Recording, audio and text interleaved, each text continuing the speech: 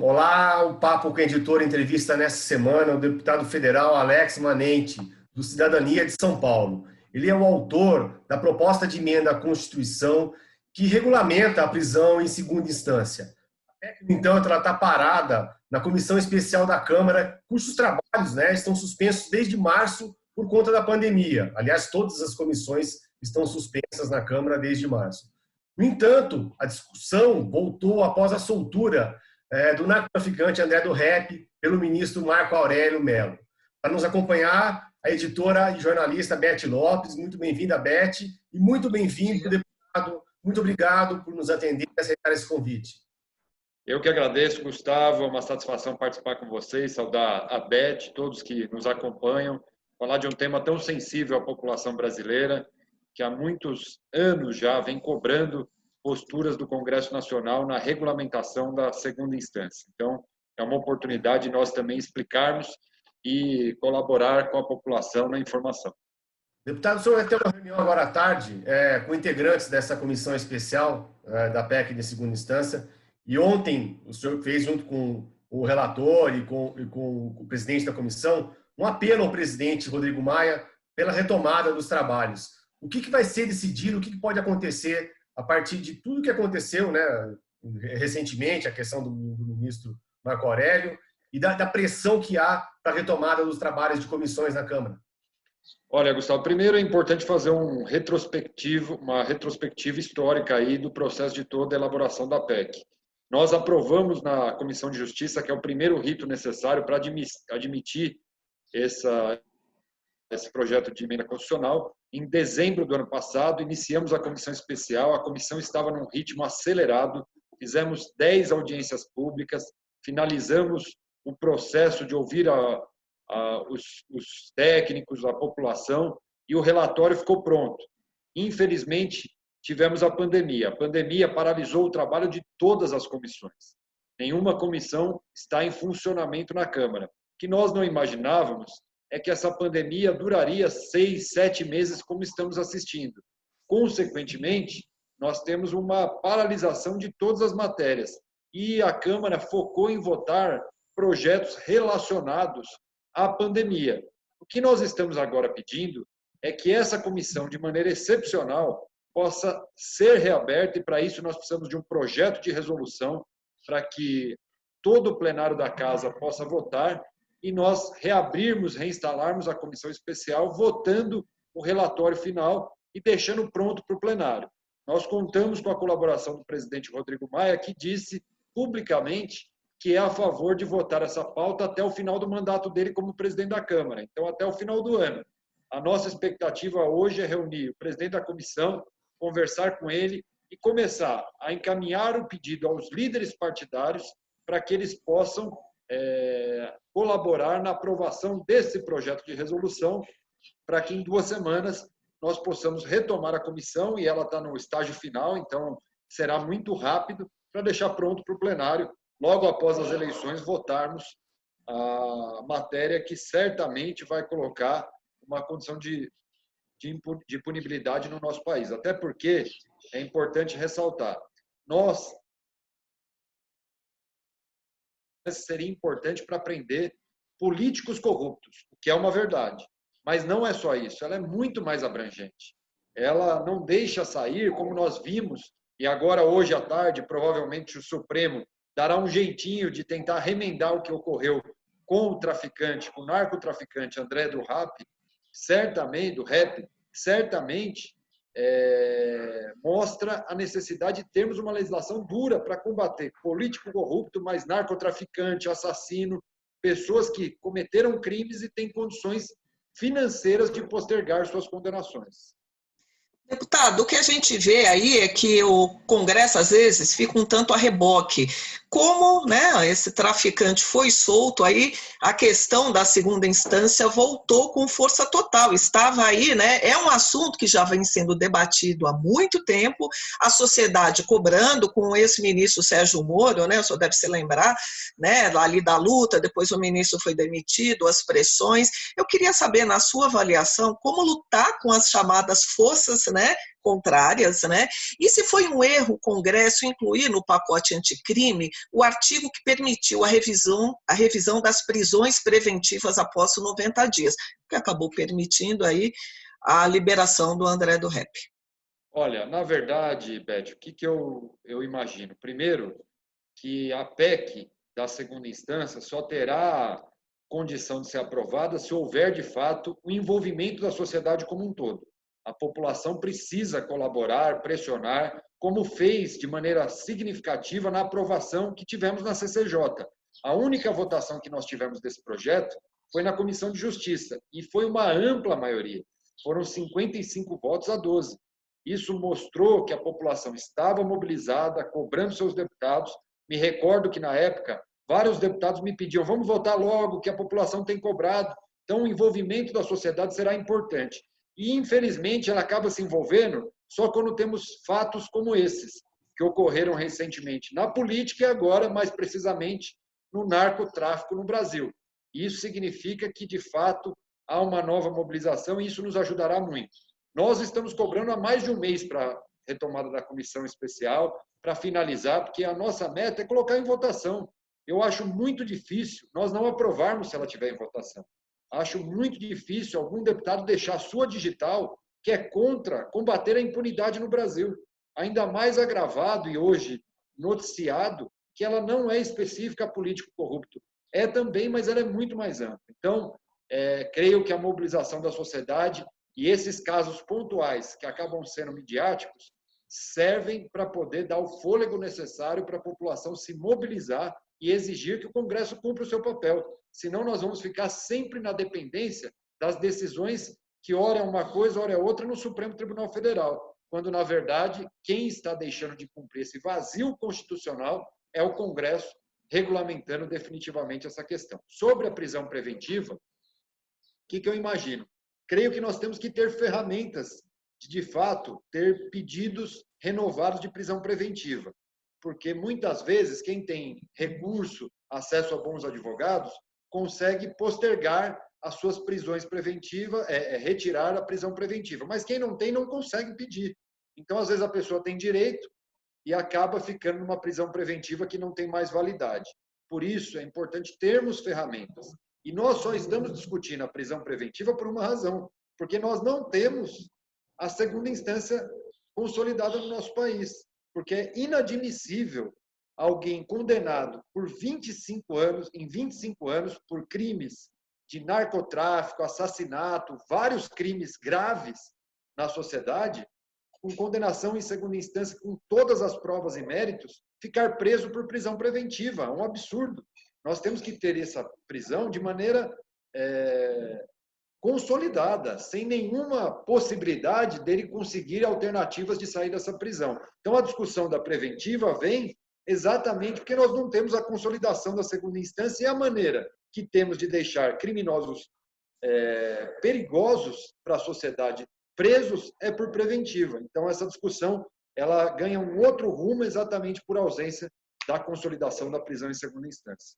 Deputado, a gente está há praticamente um mês das eleições municipais, o que esvaziou bastante o Congresso. Nessa semana, por exemplo, o Congresso, além do feriado, tem muito ritmo de campanha, enfim, não deve ter sessão essa semana. O senhor citou aí a questão no projeto de resolução que pode agilizar a retomada das comissões, com o Congresso aí praticamente em recesso, por conta das campanhas, aí, por falta de acordo para as principais pautas. Como caminhar esse projeto de resolução e a votação dessa PEC ainda nesse ano? E também quais as prioridades, quais esse ano na sua avaliação? Olha, primeiro, nós temos medidas que são rápidas e quando existe um clamor por uma pauta específica, nós temos hoje o modo virtual de votar. Então, não necessariamente você tem que ter a presença dos 513 deputados aqui em plenário para votar um projeto de resolução. E o nosso empenho será em poder convencer os líderes, porque, naturalmente, se os líderes estiverem convencidos da necessidade de fazer o Congresso responder essa questão, votando favoravelmente ou não, nós nem precisaríamos de votação. Era um acordo de líderes que podia passar esse projeto de resolução e já dar início a finalização da comissão especial. E eu acredito que, após a eleição, nós temos pautas importantíssimas. Nós temos, por exemplo, resolver a questão do orçamento. Nós não podemos ficar numa situação como estamos hoje, pendente de resolver o orçamento em temas que são essenciais. É necessário debater se nós queremos manter os programas assistenciais, que, na minha opinião, são fundamentais nesse momento de retomada da economia, mas da onde nós vamos tirar? Porque eu sou contra tirar da saúde, da educação, para colocar... Então, esse debate precisa ocorrer aqui no Congresso e, às vezes, percebo que o governo vai empurrando isso, porque, para eles também, a partir do ano que vem, se não aprovar o orçamento, eles trabalham com 1/12. E isso dá a facilidade deles poderem fazer os programas como querem, tirar os recursos da onde precisam, para poder implementar essas políticas públicas, que, na minha opinião, é equivocada. Nós precisamos enfrentar esse debate. Temos que iniciar o debate da reforma administrativa e da reforma tributária, que é necessário nós reformarmos o Brasil. Eu sempre digo o seguinte, nós estamos discutindo em tirar dinheiro da educação para fazer um programa fundamental de assistência social no Brasil. Se nós tivéssemos a reforma administrativa, nós já estaríamos tirando privilégios e desses privilégios nós estaríamos aportando recursos nos programas e, naturalmente, não precisava tirar em áreas que dão consolidação de política pública para uma próxima geração, como a educação. E a reforma tributária, que, na minha opinião, ainda precisa o governo entrar para valer nesse tema. O governo quer fazer pequenos ajustes para aumentar a arrecadação, mas não quer mexer naquilo que é fundamental e que a Câmara já vem fazendo esse debate através da PEC 45, que é modificar o modelo de tributar no Brasil. Passar de tributação para quem produz para tributação para quem consome. Essa é a lógica do tributo. Eu ouvi uma palestra um dia de um economista que ele disse que a coisa mais óbvia é você tributar o consumo, que é onde as pessoas estão. O dinheiro público, o imposto, é pago para o poder público retornar em serviço público. Não há sentido você não fazer isso onde tem consumo, onde estão as pessoas. Então, acho que esse debate ele requer mais tempo, mas é necessário ser debatido. E a reforma administrativa, como eu disse, enquanto o Brasil não enfrentar a retirada de privilégios, nós vamos continuar tendo um país que não fecha a conta. Deputado, o senhor falou da questão da necessidade de projetos, né, assistencialistas. A gente vê o governo Bolsonaro aí batendo cabeça, o ministro Paulo Guedes de um lado, o Congresso de outro, para tentar achar uma fonte de recursos para o Renda Cidadã. Queria saber a sua avaliação deste projeto e se o senhor concorda que esse é um projeto totalmente eleitoreiro, que pode pavimentar o caminho do Bolsonaro para 2022. A gente sabe que o governo tem o Centrão na mão, o governo está conseguindo passar, né, ali com o rodo dos seus projetos. Como é que fica essa discussão toda? De um lado, a necessidade da população carente receber auxílio e, de outro, essa questão eleitoreira. Bom, na verdade, você entrou num ponto muito importante que talvez o governo Bolsonaro quer ir para o mesmo caminho que foi o governo Lula e Dilma, com os programas assistenciais que geravam renda à população, que são importantes, porque o Brasil é um país que tem mais pobres do que ricos, e muitas vezes, com a pandemia, nós não teremos outra condição senão injetar o dinheiro na circulação da economia local, através das pessoas que estão sem renda, e eu acho isso nobre. O grande problema do Brasil é que nenhum programa assistencial tem uma porta de saída. O problema do Brasil é que a gente entrega dinheiro e não tem porta de saída, qualificação profissional, obrigação de educação para gerar o desenvolvimento que nós precisamos, para que a pessoa que hoje tem acesso a um programa assistencial tenha daqui 3 anos a oportunidade de ser alguém que gere uma cadeia econômica. Então, de fato, vira eleitoreiro porque ele não tem porta de saída, porque é uma entrega de dinheiro direto à população sem nenhuma contrapartida que poderia ser feita. Tem várias maneiras de você buscar isso. As antigas frentes de trabalho, que foram criadas no início dos anos 2000, elas foram importantes porque elas davam renda, a pessoa trabalhava e ela tinha que se qualificar. E nós temos hoje um novo mercado para o futuro. Quem não estiver ligado ao mundo digital não conseguirá ter evolução na sua vida profissional. E aí, como nós vamos fazer um Brasil de tanta pobreza, fazer alguém só receber o recurso sem se qualificar? Ele sempre vai depender do governo, ele sempre vai depender do Estado. Então, é necessário pensar um programa social que tenha porta de saída.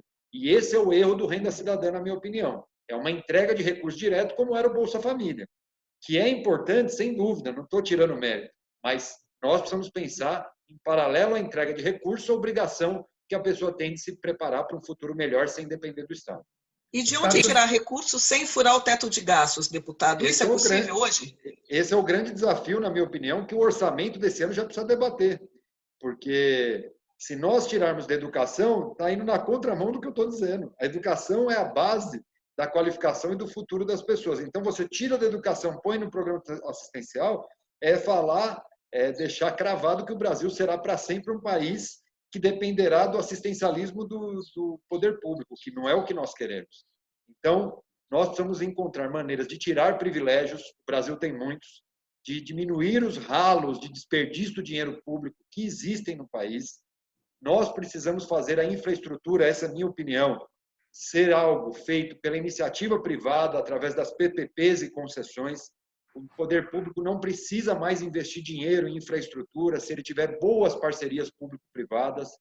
E aí você conseguiria, desse desperdício de privilégios, de dinheiro em infraestrutura que pode se passar à iniciativa privada, desde que ela obtenha os seus resultados de maneira lícita, correta, e nós estamos aqui mudando a lei de PPPs e concessões para deixar ela mais oxigenada, com controle adequado do Estado, mas com capacidade de trazer bons investidores, nós conseguiremos, desses recursos, repassar um programa social. Mas, volto a dizer, programa social, pura e simplesmente, não resolve. Ele resolve momentaneamente, mas ele vai deixar sempre o Brasil como está nos últimos 20 anos. Na primeira crise, depende de programa assistencial. Deputado, o senhor citou a questão do orçamento, né, e de o governo empurrar com a barriga para que o orçamento possivelmente não seja aprovado e que continue aí com 12 avos até o Congresso decidir, né, o que vai acontecer. A gente sabe que é uma briga na própria CMO, uma briga política na CMO, e também que cresce no Congresso e no mercado aí um sentimento que o governo possa continuar com um orçamento de guerra, ao menos em parte de 2021, sustentado... É o desejo do governo, né? Exato, uma possível prorrogação do decreto de calamidade pública, né? Ou seja, isso não é muito ruim para o mercado? E como resolver essa questão, deputado? Eu acho a sua pergunta muito inteligente, Gustavo, porque ela vai exatamente no que nós estamos observando o governo fazer. Primeiro, a luta deles ou a prorrogar o orçamento de guerra ou não aprovar o orçamento. Assim, ele fica liberado do teto de alguma maneira e consegue fazer os programas sociais que geraram ao presidente Bolsonaro uma falsa popularidade nesse momento. Porque a hora que você entrega esses recursos através da renda cidadã, seja do auxílio emergencial, você tem uma falsa popularidade que infla os números de otimismo com o governo, mas que não dá solidez para o futuro se não tiver a entrega desse recurso. E é isso que o presidente, nesse momento, nós deveríamos estar buscando alternativas, como eu disse, de como fazer o governo gastar melhor e do recurso que existe, investir em programas assistenciais para as pessoas saírem dessa crise econômica em virtude especialmente da pandemia, mas que gera oportunidade de futuro. O governo me parece que está acomodado com a situação de vivenciar uma popularidade com entrega de recurso direto à população. E, infelizmente, ele tem dois caminhos, e é isso que eu tenho enxergado aqui. Ou busca-se o orçamento de guerra, prorrogação, ou não aprova o orçamento e trabalha com ele fatiado pelo ano. Deputado, tem mais uma questão em pauta aí na Câmara, né, que aí ninguém está falando muito nos bastidores, que é a sucessão do Rodrigo Maia, né, que é agora ali, que mostrou a divisão aí com o Centrão, nos bastidores aí deve estar pegando fogo, tem a questão aí da comissão mista de orçamento aí que está paralisada, né? Então, com todo esse impasse, o senhor está otimista, por exemplo, que a PEC da segunda instância possa ser aprovada, a questão do orçamento, a questão, né, dos programas assistenciais, como é que fica essas questões emergenciais, com pano de fundo aí, tendo a sucessão, que já estamos aí, janeiro, fevereiro, né, já vai ter a troca de comando. A verdade Beth, nós aqui vivemos um período, eu vivi esses 4 anos e meio de gestão do Rodrigo Maia. E o Rodrigo, a cada eleição, ele foi se consolidando como um grande líder do Congresso, um dos líderes do equilíbrio, inclusive do nosso país. Ele, em determinados momentos, foi a pessoa mais sensata e equilibrada para botar pano quente e fazer o Brasil aprovar as pautas prioritárias. Eu me recordo da reforma da Previdência, por exemplo, se não tivesse a liderança do Rodrigo Maia, muito provavelmente a gente não teria realizado uma reforma fundamental para essa estruturação do nosso país. Mas eu imagino que não é fácil a sucessão do Rodrigo. Por quê? Exatamente por essa liderança que ele consolidou. Então, qualquer candidato não chegará perto do que significa, nesse momento, a liderança do Rodrigo Maia no Congresso. E aí começou, naturalmente, essa discussão e essa divisão. A entrada de parte do Centrão ao governo Bolsonaro já é um indício de que nós teremos ali um grupo que lançará um candidato, que, na minha opinião, deve ser o Arthur Lira, esse candidato formado. Eu não sei, sinceramente, se ele conseguirá ter o apoio dos bolsonaristas, mas é a aposta que se faz.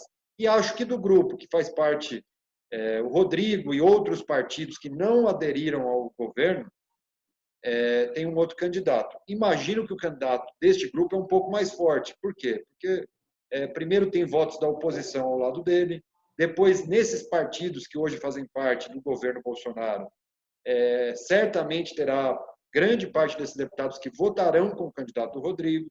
Então, há um pano de fundo, mas, na minha opinião, é possível, e o clima, nesse momento, que eu enxergo, é que é possível ainda pensar numa candidatura única desses grupos e ter um presidente com a força que teve o Rodrigo Maia nesses últimos 4 anos e meio. Mas, obviamente, cada candidato tem uma pauta diferente. Por isso, como autor da prisão em segunda instância, o que eu quero é que o Rodrigo vote até o fim do mandato dele, porque aí ele colaborou, criou a comissão especial, já assumiu o compromisso público. Então, eu tenho trabalhado para que a gente não espere o próximo presidente, que a gente vote logo a segunda instância. Mas tem razão, pode ser que isso atrapalhe planos de alguns candidatos à sucessão do Rodrigo dentro do próprio grupo do Rodrigo. Legal. Deputado, muito obrigado por nos atender aqui no Papo com o Editor, no broadcast político. Queria agradecer também a Beth Lopes, minha companheira nessa entrevista, agradecer o Bruno Nogueirão, que está fazendo a edição e a ponte entre a gente aqui, e agradecer a você que está assistindo a gente em mais um Papo com o Editor. Muito obrigado e até a próxima semana.